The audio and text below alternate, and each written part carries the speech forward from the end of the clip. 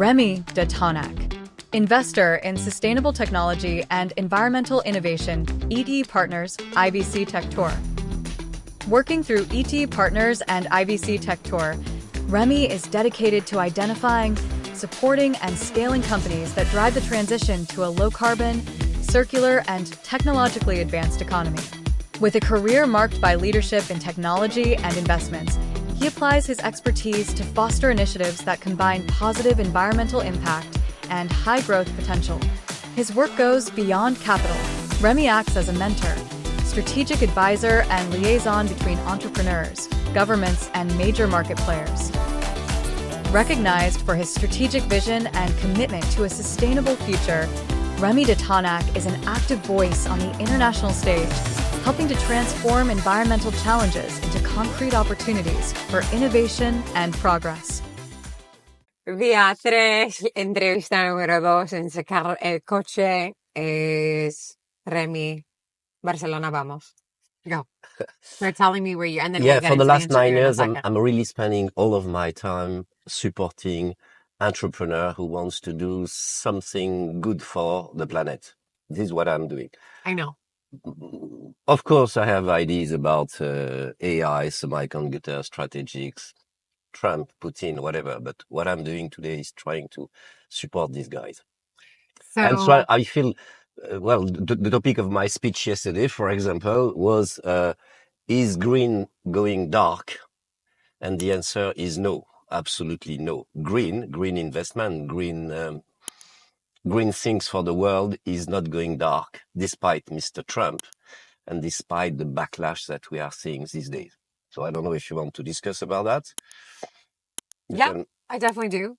I definitely want to discuss about those two things, but we'll start with your journey as an entrepreneur. So before the day, you have been in the spotlight, IPOs, you've done a lot of things that entrepreneurs dream of doing. Was that intentional? Did you know you were getting into this journey? I think I knew it was in me when I was 20 something. But in those days, so we are talking about the early 80s, in those days, entrepreneur was not in fashion. Entrepreneur, you were kind of the gypsy or the Tsigan. You had to join, whether it was IBM or L'Oreal or this kind of company. You have to have a serious job. Exactly. Okay. Your wife and mother. Yeah, your wife and mother would be shouting at you if you say, I'm going to start a company with no salary and I don't know what tomorrow will be. Yeah, but it's going to be great. And they don't believe you when they say it's going to be great. So I kind of knew that there was kind of a pioneering spirit in the genes, in a way. I have a great-grandfather who left France, everything, and went to Algeria and went in the middle of the mitija of the plane to build something. So I know it was somehow he left you the curiosity and the audacity. Yeah. To be the gypsy. Yeah, exactly. So the gypsy panned out. You managed to be okay with, a roof over your head and a little bit of success that most would dream of in an IPO. But you didn't stop there. You mean you are referring to my first entrepreneurial adventure with GemPlus, with a smart card company? Well, it ended up badly because I tried somehow to get rid of the then CEO. I was one of the co-founders. I was not the CEO. Mm-hmm. And I failed. So I had to go. And it took me a while to kind of regroup and say, okay, this is what I want to do again, but this time, if possible, in the driver's seat, not in the co-pilot seat. And how is it changing to driver's seat? And how does that lead you to what you're doing now, helping other people drive tech investments for good? Well, being the CEO is a very unique position. It comes with responsibility, duties, and a lot of gratification. And I felt that it was absolutely the right time for me to take that kind of position and to try to show the summit of the mountain and say to the crew, we'll get there. And I found that to be absolutely full of everything, adrenaline, despair, emotion. It is a whole package. And I believe there is nothing like that. It is kind of a drug. And I must say it was difficult to decide to change direction 15 years later. But everything has a time in life. And what made you become or want to become or have the privilege to become and a responsibility to become an investor? In fact, I had a strong wake-up call in 2006 when Al Gore, the ex-future president of the US, released his terrible documentary, An Inconvenient Truth. Yeah. At that time, I was the CEO of this company that got the award of best startup of the mobile world in Barcelona in 2007. So I'm so pleased to come back to this place. Is this the first time you're coming back since 2007? I was like, we need to have like a celebratory drink here. Okay. No, I've been coming almost every year, but it is a fun and nice memory. So I was really hands-on with my startup scale-up, and I think I have to think of that because I've been taking the plane for the last 20 years twice a week. So I did send a lot of CO2 up there. And I had that in the back of my mind. And then when my second adventure, entrepreneurial, came to a stage where I was kind of having less adrenaline. And as I was 54, I was thinking, gosh, I still have another very nice leg ahead of me. I'll get sooner or later some grandkids. I need to be able to stand and look at them in the eyes and say, well, I did something. Okay, I made some mistake, but I did a few good things. And I was thinking, I've done everything in entrepreneurship and management of technology in Europe, in Asia, in the US. I've done the good, the bad, the ugly, the very good, hopefully. So, we won't go into the very ugly today. We'll just stay in the very good. No, the very ugly is just firing people. Layoff plan. And it breaks you. Yeah, it does. When you have to lay off people, not because they are bad, but because the economics, etc., are not going your direction. You don't forget. And yeah, it is the time, I think this is the only time in my life where I was that close to the burnout. So yeah, you keep that in mind. And it forges the character and it gives lesson and you have scars. And I was thinking, cool, I want to pass my wisdom, my scars, my mistakes, my good decision experience to people who are my kids, basically, because I have 4 kids, 32 to 38. And this is the age of entrepreneurship. I mean, in my view, some of the best entrepreneurs, they have a first experience, they know what life is all about, and then they jump into an entrepreneurial venture. And so most of my companies are headed by CEO in that age category. So I feel I know them pretty well. Okay. Talk to us a little bit about your fund and your thesis and what kind of entrepreneurs and audacious humans you're helping. So yeah, you're right. I like to say, contrarily to other venture capitalists I have heard, I do not invest in companies. I invest in entrepreneurs. I know. That's why you're sitting here. Yeah, and of the of the triptych entrepreneur, founding team, market, and technology differentiation that you want to see, for me, absolute number one is entrepreneur. I would not invest in a company if I don't like the entrepreneur, or if I find the company is fantastic, say, okay, let's pass the message that we'll have to change your role. That will bring someone to take operation. Yeah.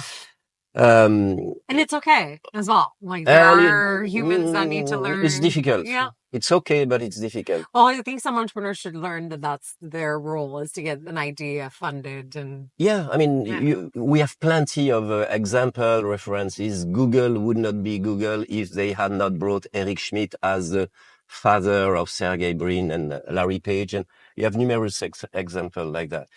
But still, it's a difficult step for someone who think that this is my baby, it is my guts, and nobody will be able to do it like to I do do. it better than I can. Yeah. So you're looking at that person, and then so that's one of your criterias, and your main leading criteria is: do I like this human? Do I believe in them? Can I trust them? And then talk to me about, I'll tell you, because I have a very, very well-defined idea on that, which I've not always heard, which is that there is one quality that all entrepreneurs have in common. If you ask someone, what are the qualities to be an entrepreneur? They will tell you resilience, leadership, vision, mission, team spirit. I don't know, all these kind of words, and it makes sense. But in fact, there is one, only one, in my view. It is drive, having the drive. And drive synthesize everything else. Think of 4 of the most iconic entrepreneurs of the world. Take Elon Musk, who I hate today, Steve Jobs, Jack Ma from China, Richard Branson from Europe. They are all so different. One is autistic, another one is shy, another one is flamboyant. Richard Branson he's a rock star, but they have one thing in common, which is this drive, meaning this inner or outer voice that says, no matter what, I will make it. And you can hear it as something, a small noise or something loud, but you feel it. And this is what I'm looking for. I want to hear that voice in the entrepreneur. And when you have that in mind, I feel it's not easy. I'm not saying it's easy, but you get something out of this questioning. Does he have the drive? But you're asking about my phone. So my phone has a strange name. Sorry. Sorry. No, I didn't realize. All good. My fund has a strange name, but in a way, a nice name. We are called ETF Partners. And what does it say? It says that we started the fund before the exchange traded funds, because ETF means exchange traded funds to everybody. But we started the fund, my partner started the fund back in 2005, even before the release of Al Gore's documentary. Meaning these guys were visionary. They felt that there was a huge opportunity in this huge problem that global warming is creating for us, which is the unprecedented, the biggest challenge we have ever faced. And they call it ETF, as in the Environmental Technologies Fund, which is nice, but nobody takes the time to say the Environmental Technologies Fund. But we have kept it because it is kind of our brand. We are I could say the oldest, but I would like to say more the most experienced venture capital fund in the field of sustainable development. You cannot say anymore clean tech because it became a dirty word. Correct. These days, climate tech is taking the direction of becoming a dirty word as well, because you had this bubble. So we have been always through our mantra, sustainability through innovation, which is exactly what we do. Okay, so talk to me about what does that mean in practice, and what kind of companies in the portfolio you invest in? So we are across the board of sustainable technologies in the big buckets that create problems for the world. The first one is the energy transition. So we are no longer doing PV or wind turbine, of course, but you have a lot of digital technologies that enable us to provide electricity with renewable, despite the intermittency of those source of energy. In mobility, in fact, this afternoon I'll be talking on the panel on mobility, whether it is shared mobility, autonomous drive, all these technologies that will Understanding in the a few impact of years, our movement in the planet. yeah, at any point of time in a city like Barcelona, cars moving, car being parked represent 25% of the footprint of the city. Which is How insane. stupid is that? Yeah. 10 years from now, not 20 years from now, maybe 7 to 8 years from now, with a majority of cars that will be autonomous, I mean, we will reconquer the whole of the city to do green parks, to do, I don't know, homes, cultural stuff. To But rethink of the biodiversity and the impact of where we live as well, right? Which is a huge portion of what rethinking an energy grid could actually bring. well, this is an area where we have not done much so far.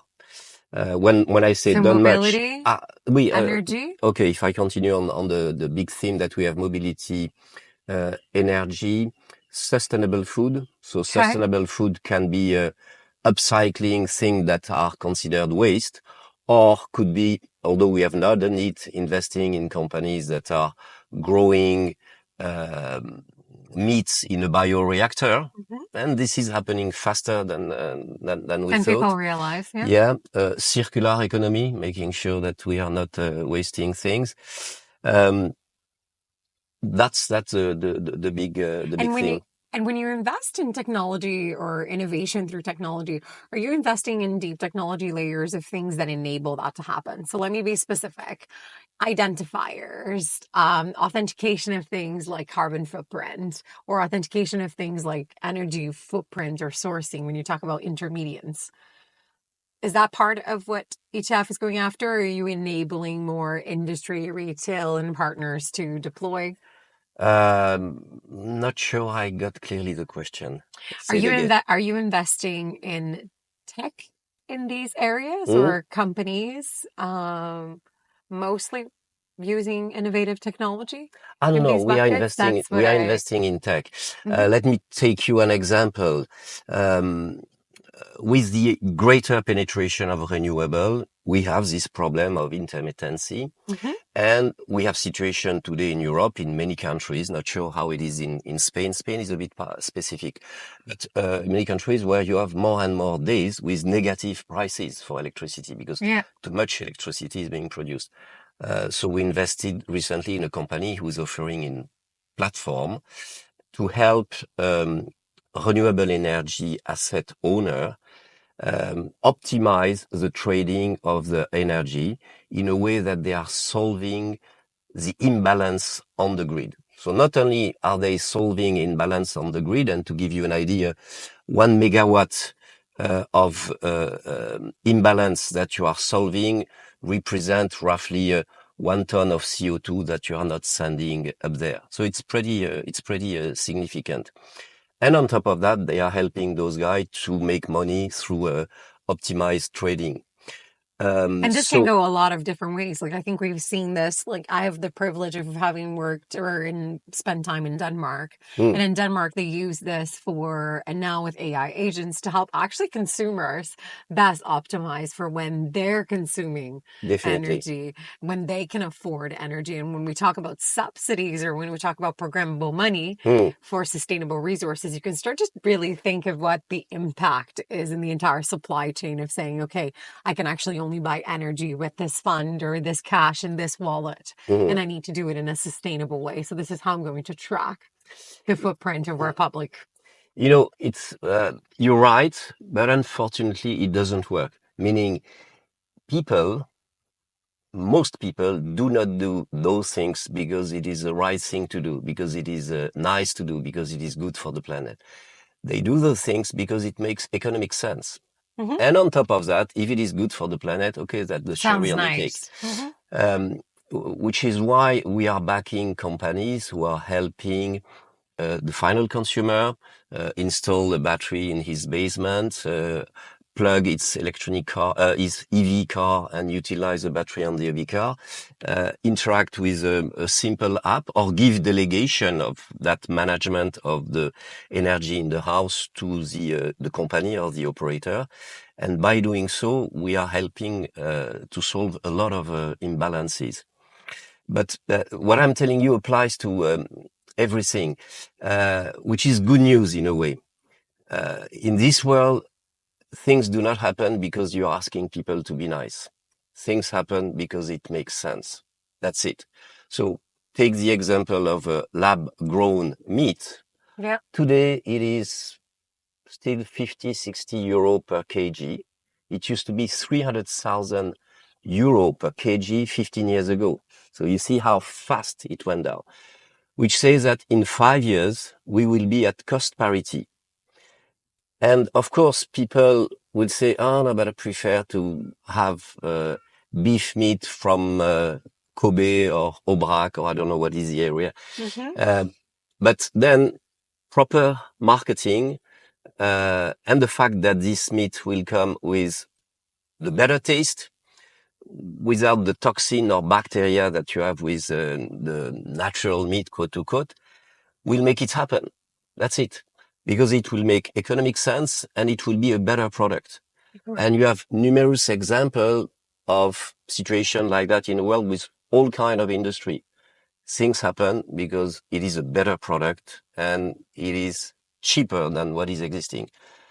Which is why I'm extremely confident, no matter what, no matter stupid Mr. Trump, he's going to slow down a little bit the things, but in a way he may accelerate because he's helping us to regroup, understand that we cannot be a subordinate of his country on many fronts, including on AI, digital, semiconductor. And I think this would be the opportunity for Europe and for tech startup in Europe to build momentum and to avoid being just the vassal of the US tech world. I think sovereignty in technology and opportunity in technology should be always advocated to not be in the hands of a few. I think we've seen the disaster of the world that we live in, and without naming any particular names, we all have our fair share to blame. Yeah. You've been doing this and you know this is not a fast race. So you call it a bit of a marathon, but you call it a tech tour. Tell us a little bit about what Tech Tour is all about and what have you been doing to help these entrepreneurs understand this marathon and race we all live in? Yeah.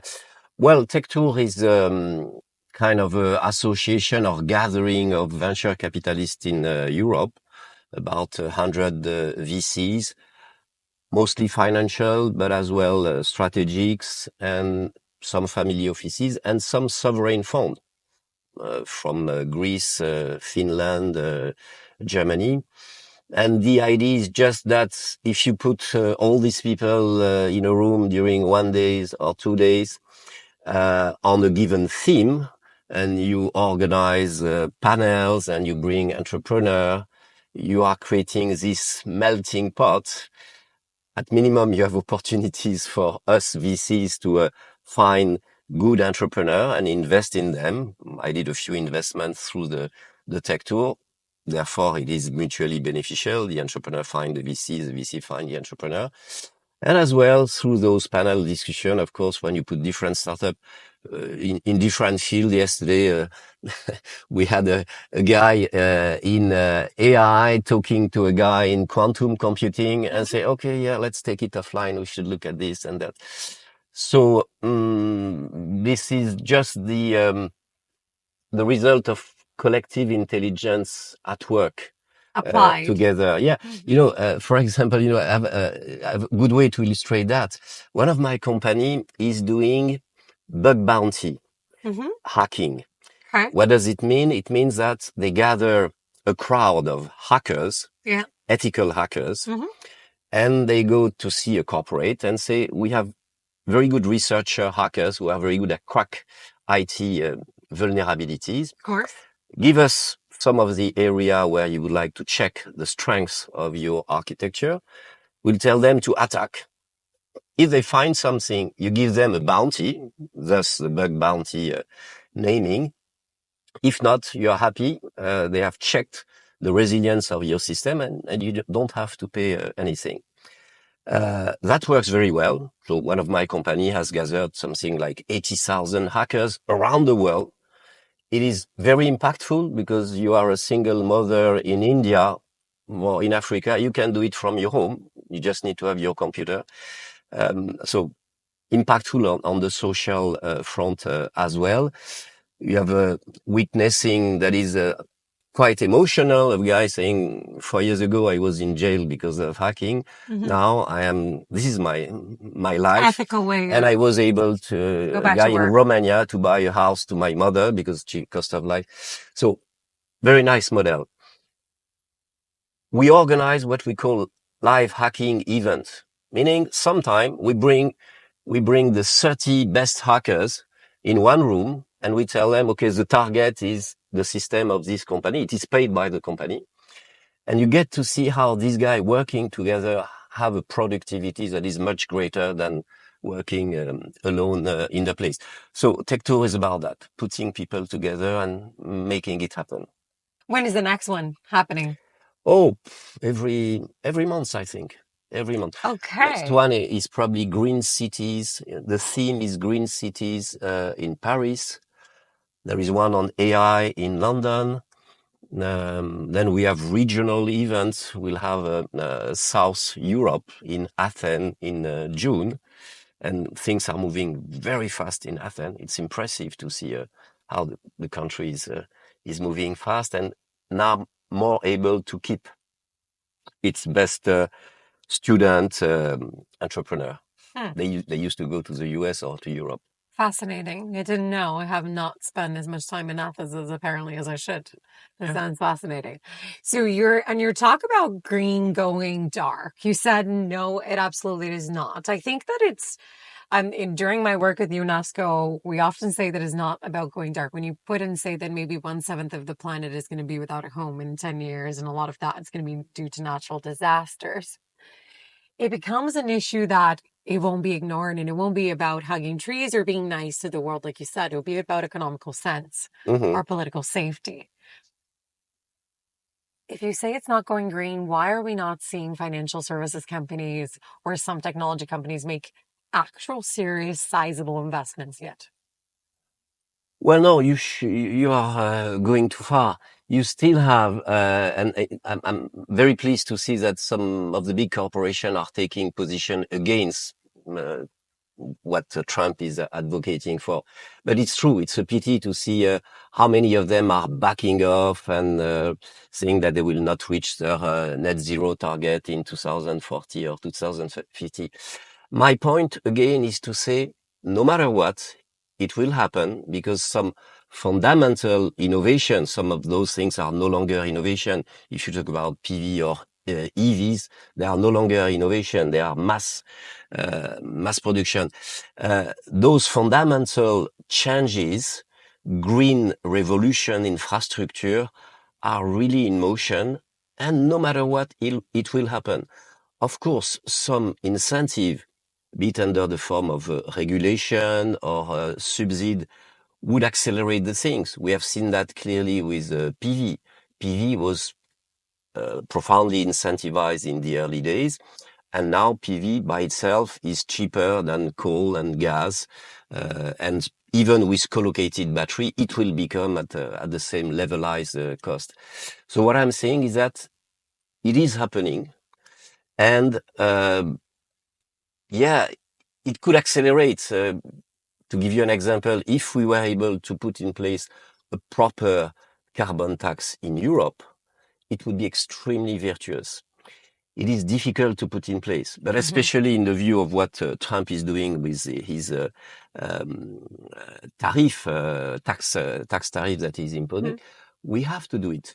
And we would help our own industry to adapt, evolve, and become competitive in the world 20, 25 years from now, where fossil fuel will not be the king. And obviously it is the right thing to do. And those guys who will be ready will beat their competitors from overseas. So we should take this kind of measures to accelerate the change. But again, on the big buckets, we mentioned about food, we mentioned about energy, we mentioned about mobility, transport, and those three that I just mentioned, they represent 75% of the greenhouse gas emission. So on those three big buckets, it is happening, and we have to accelerate, and we have to invest in the companies that are providing the pick and shovels to accelerate this kind of gold rush. So in that sense, I'm really confident that we will save the planet. There will be consequences, obviously, and there will be consequences on the biodiversity.